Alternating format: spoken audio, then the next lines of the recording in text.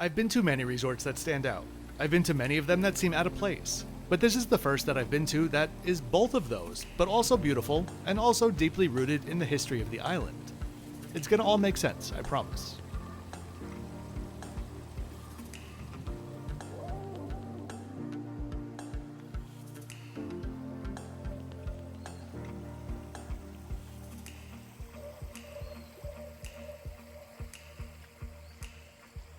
If you're new to the channel, hi there, I'm Kevin the Flip-Flop Traveler.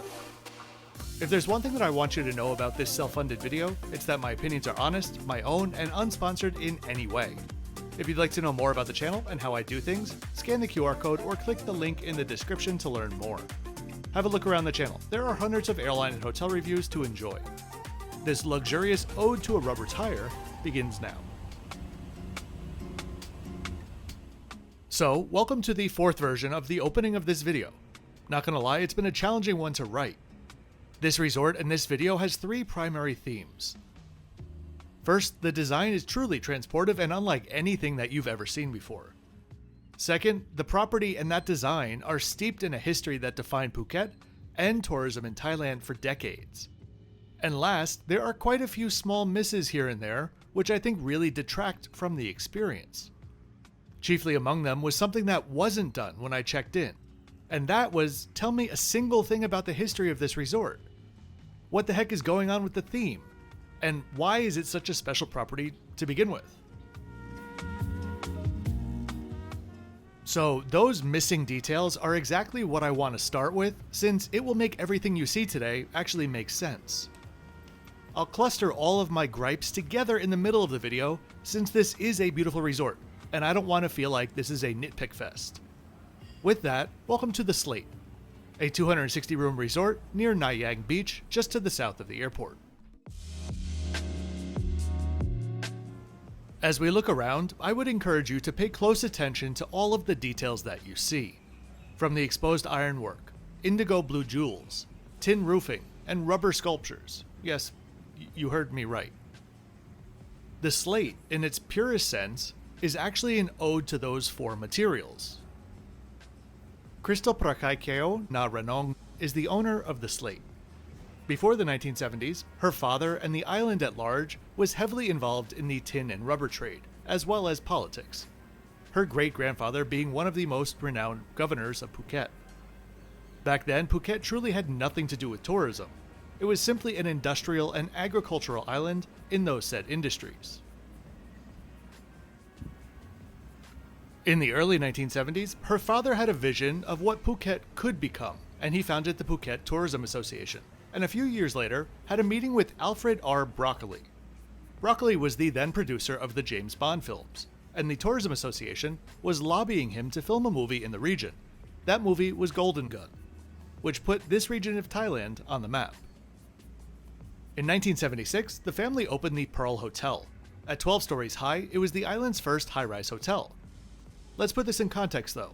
Thai Airways, the national carrier, didn't even start to fly to Phuket from Bangkok until 1981.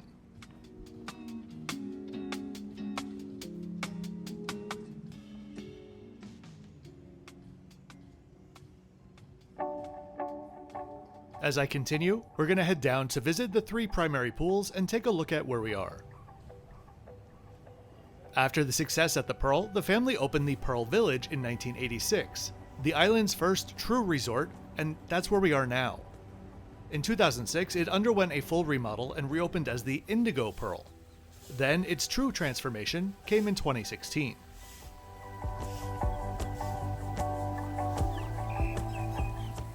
As others have said, the Indigo Pearl was, let's say, quite ho-hum. Enter Bill Bensley, the famous hotel designer based in Bangkok, who has made an appearance numerous times on my channel. Well, his hotels have. The complete renovation of the resort took 9 months to execute, and was developed as an ode to Na Ranong's great-grandfather, and his influence in the growth of the tin mining industry. The resort, based heavily on black gold as a theme, black gold as tin was called back then, is said to, quote, emerge as an avant-garde sanctuary, weaving Phuket's vibrant cultures and traditions into a bold and imaginative design under the creative mastery of architect Bill Bensley. transforming the 25-acre resort into a place where industrial beauty meets art, and nature blends with a whimsical world, echoing the island's spirit and the family's tin mining legacy through meticulously curated details and fearless innovation, unquote.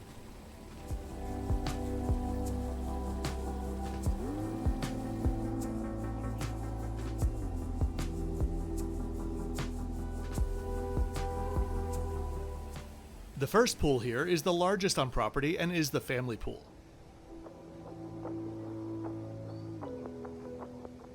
The resort does have a kids club and play area, but it's actually on the other side of the resort. If you're enjoying the video and want to see more, please go ahead and click that like button, and more importantly, subscribe.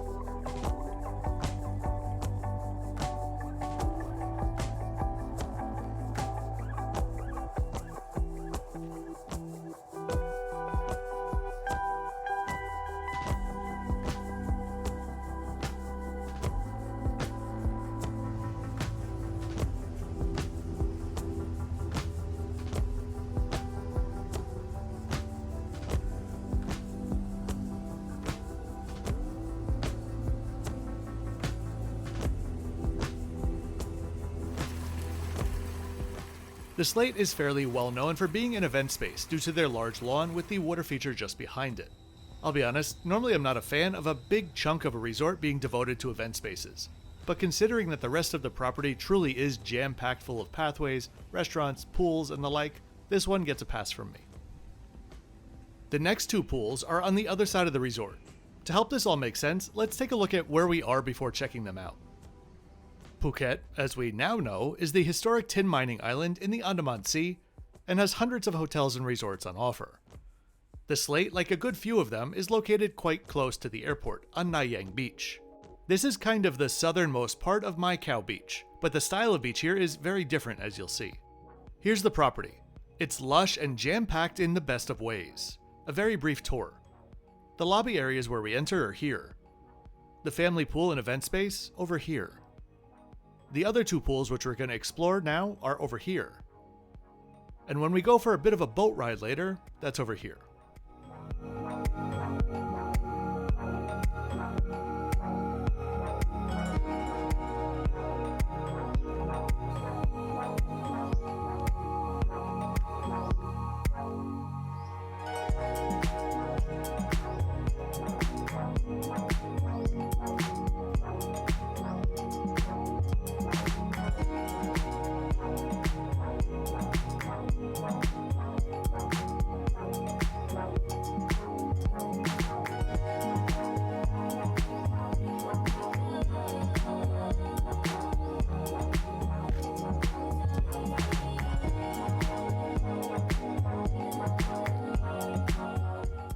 Here we are now at what I like to refer to as the rubber tire pool, since, well, there are literal rubber tires hanging from the bar, and also in a sculpture just across from it.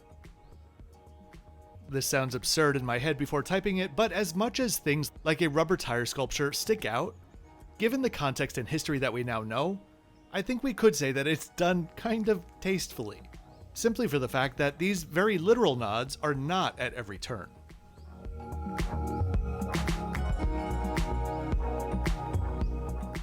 This is the view from the end of the pool, looking towards the third pool. You may notice that you can't see it, and surely that's by design. I've never actually seen a space like this before at a resort, but this space here is in between two rows of rooms, and it's not really meant to be walked through. I mean, you could, but there are no pathways, and it's just so dense and lush that it's simply not practical to do so.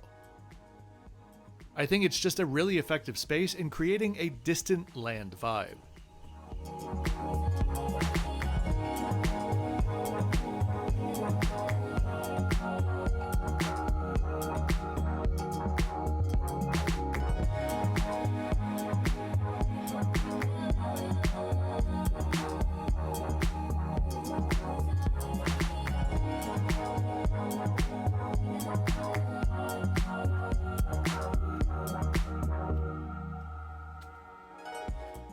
Then we have pool number 3 here.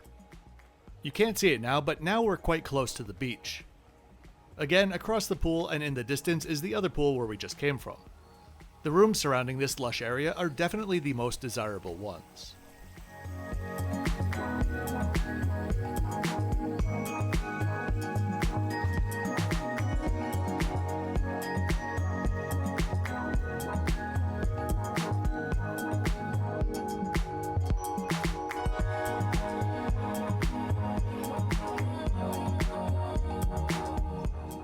My room was just over here on the ground floor.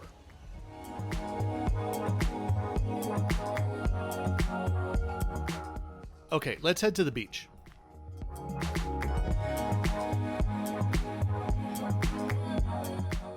The resort is not actually directly on the beach. There are 2 gates near the beach to exit and enter. You cross a small road and then you're on the public beach. Note that there are no resort facilities on the beach at all, so if you wanted to have a lounge chair, you would need to rent one or buy something from one of the vendors on the beach.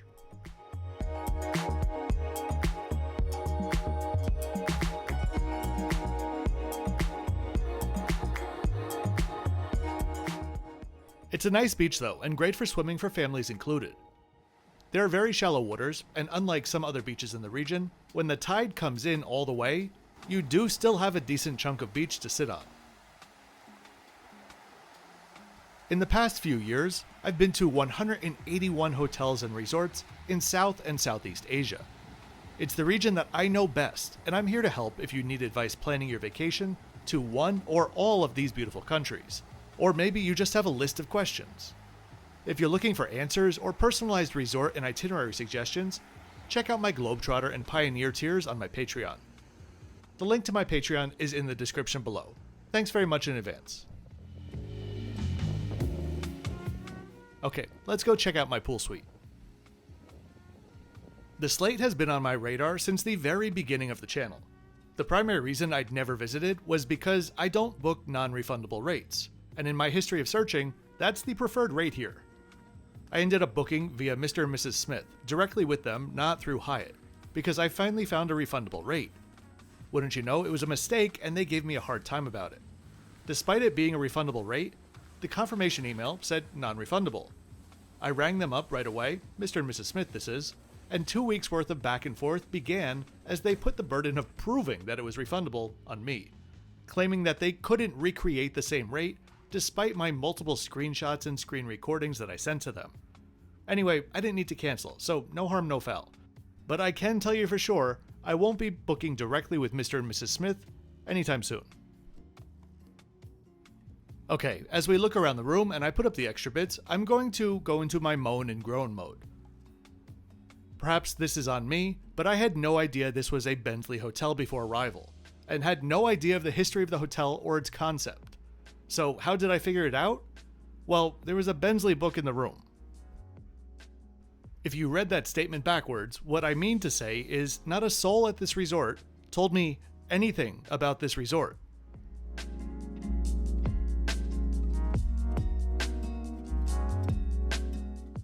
This map is the single piece of literature I was given at check-in, a photocopy of a map. There was no explanation about anything besides where my room was and where the pools were. Now, once I knew it was a Bensley hotel, I kinda understood the design quirks, but still hadn't a frigging clue as to why there were rubber tires, wrenches, and bolts worked into the design literally everywhere. When you understand the design, the story, and the concept, you may love it or hate it, but surely you can see the vision. If you don't know anything about anything, surely your thought would be, this hotel is kinda cool, but also needlessly weird. I genuinely don't understand why there's no literature given to guests, or at the very least, just a thorough introduction. And to make sure that this wasn't just my experience, I did have one Patreon and one longtime viewer who I knew had both been here. I asked them both when they arrived, or anytime, was the concept of the resort explained to you? And both answered no. This leads me to my next point. This resort is missing one huge thing. A big brand. Now, I know what you're thinking. What the heck would you want an independent hotel to become part of a big brand for? This is not some small mom and pop property where one guy and 3 staff can manage. This place is complex. This place is a kind of maintenance team's nightmare on steroids. It's maximalism maximized. The things that I think the resort is lacking would more or less all be solved by this, of course if it was implemented well. Service is inconsistent, and you can tell it's traced back to haphazard training. Things as simple as leaving a deposit at check-in felt like an actual ordeal. A maximalist style resort like this one requires a lot of upkeep, I mean a lot of it. And there are systems that large brands would be able to bring to the table that would just make things much more likely of being accomplished. Whether it's worn furniture pieces in the room, or blanketing a resort in tar, I'll get to that, or common space fixtures that have seen better days. The big brand could help. Now keep in mind, a big brand resort can suck too. It's all about the local owner.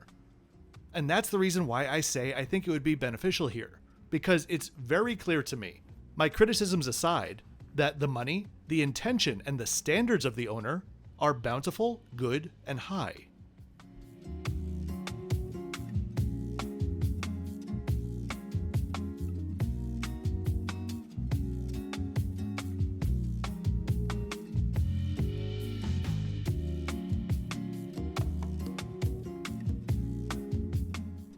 A brief interlude to call out the really nice terrace and private pool area out here, complete with a daybed, table and chairs, loungers, and bathtub.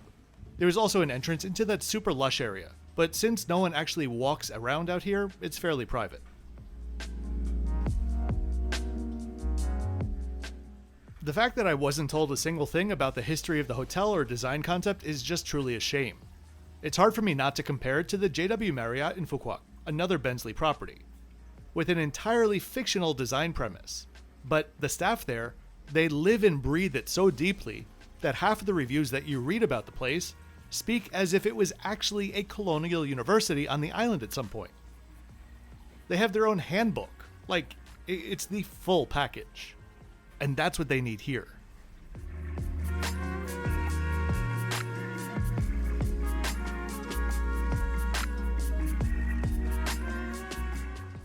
Okay, the final part of my rant, which only applies to my specific stay, and it's just unfortunate timing. They were re-asphalting all of the walkways in the resort. So, I get it. Maintenance needs to be done, and that's a good thing. But when I tell you that the entire resort smelled, no, reeked of tar and asphalt, I'm not exaggerating in the slightest. The smell wasn't the biggest problem though, the tar was. All over large parts of the resort, there were pathways literally just covered in tar. I suppose prepping it to be paved. There were a couple of signs here and there cautioning about this, but there was tar in front of the sign as well as behind it. So, in nearly half of the resort, it was kind of unavoidable. I actually burned a couple of small holes into the bottom of one of my flip-flops. At one point, I ran after a mother whose small child was walking around next to her barefoot, just a few meters away from where all of the tar started. So, can I tell you the best way to repave a resort when it's open? No, I can't. But I can tell you that this was surely not the best way, even continuing into the night. Okay, complaining zone over. Let's check out the venues. The first beautiful structure just behind the family pool is Rivet and Rebar. Rebar is on top, and is the open-air bar and lounge.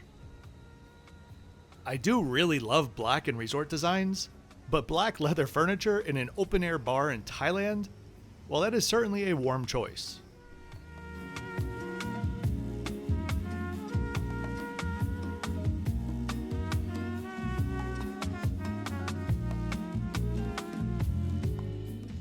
And below we have the ultra-stylish Rivet, which is their grill restaurant.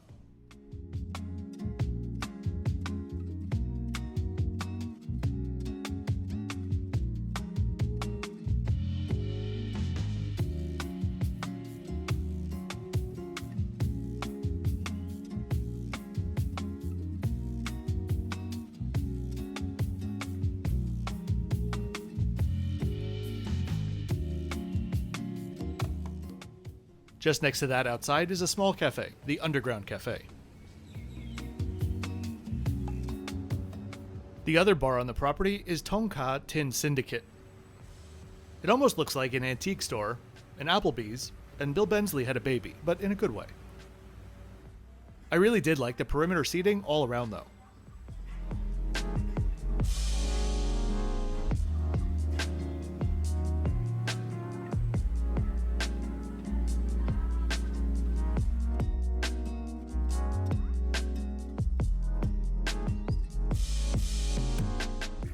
Then we have the true and unchallenged piece de resistance, Black Ginger, their Thai restaurant.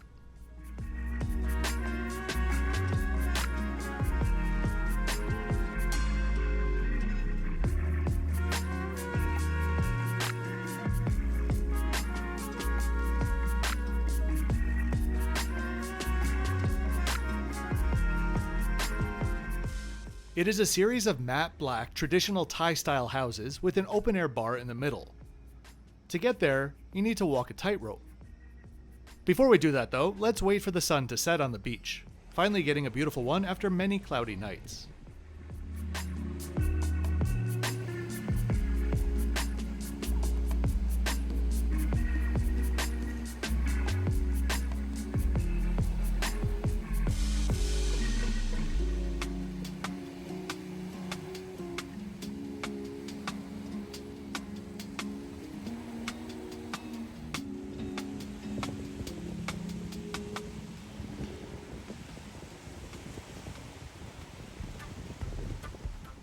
And I was just kidding. There's a boat powered by a 2-hand power engine.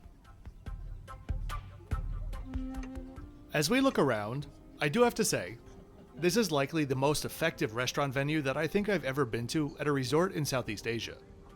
It's over the top, but it errs on the side of exuberant heritage rather than tacky and gimmicky, which frankly it could have all too easily crossed over into. It was really a stunning restaurant in just about every way.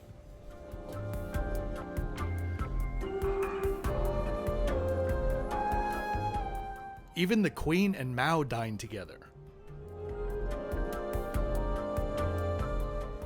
Service here was excellent, but I do unfortunately need to break the bubble just a little bit. The restaurant had an a la carte menu as well as 3 set tasting menus. The restaurant itself, and the resort frankly, did make me curious to try one of their tasting menus, even if they were really expensive for Thailand, but I was confident that they'd be worth it. I chose the Black Ginger experience, which went for $81 US dollars per person.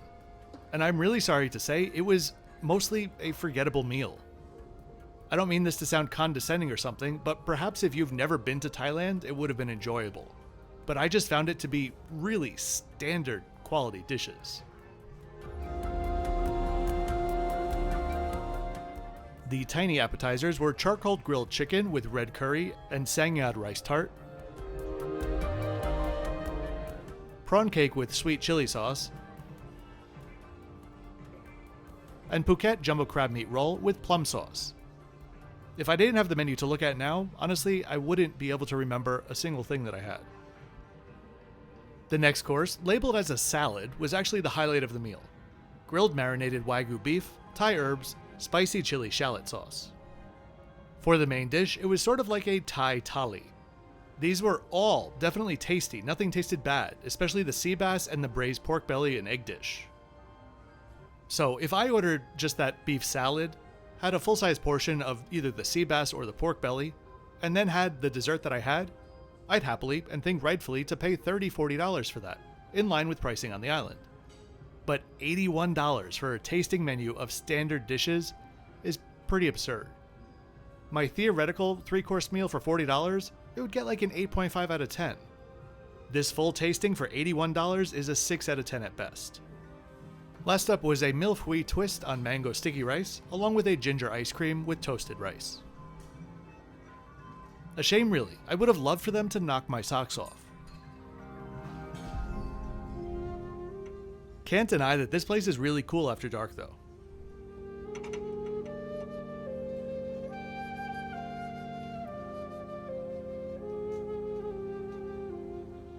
Not a criticism, but just my taste. I feel as if they go just a little bit too hard with the retail experience so front and center in the lobby.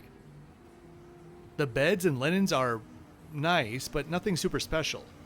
Why they're selling them just next to the reception area is beyond me, and it just feels silly and tacky.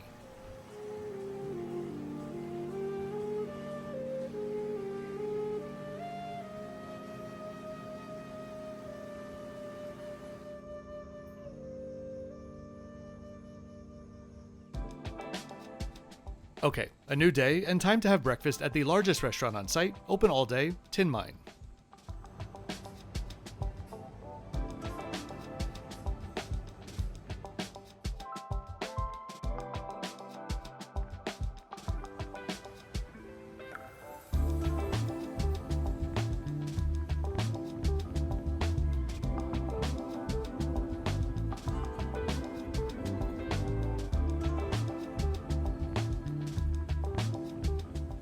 The spread was extensive, and I really appreciate the multiple traditional Thai dishes, sweets, and other bits on offer.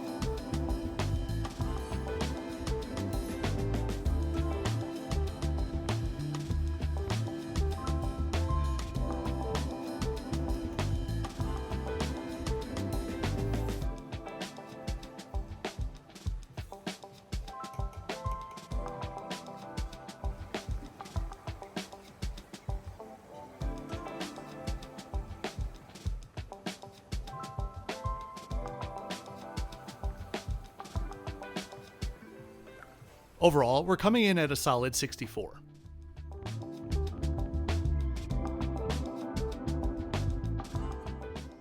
Last up, along with my final thoughts, we have the beautiful fitness center. If you go onto the resort's website and dig around a bit, you'll find some information about the history of the resort. Well, about its current iteration at least.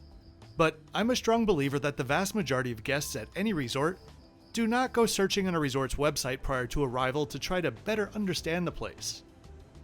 I booked through Mr. and Mrs. Smith, but I've seen the resort on multiple websites and never saw anything out of the ordinary which would, inspire me to dig deeper prior to arrival. So I do genuinely think it's a shame how little effort is put into creating that experience for the guest. A single page photocopy of a map with scribbles all over it? I can't even imagine how many people have been here and have no idea what any of it meant. It was just cool. I'd encourage you to check out my JW Marriott Phuket video if you want to see and hear what I think the experience should be more like. For the haphazard paving work, I'm deducting a 10-point penalty, since surely it won't be a nuisance to anyone else going forward. For the price, especially if you can get a refundable rate ideally, it's a great resort and it should be on your list, especially if you're looking for an affordable private pool room, or just prefer pools in general rather than going to sit on the beach. To the resort, if you're listening, share your story more effectively, please. I say this only because I really love the resort. It's one of the few resort stories out there that is both captivating and couldn't be more relevant to the actual experience on site. So I really do hope that you enjoyed this beautiful resort tour today. If you did, please be sure to click the like button and subscribe with notifications on so you don't miss out on my twice weekly videos. I'll see you next time from Cairo.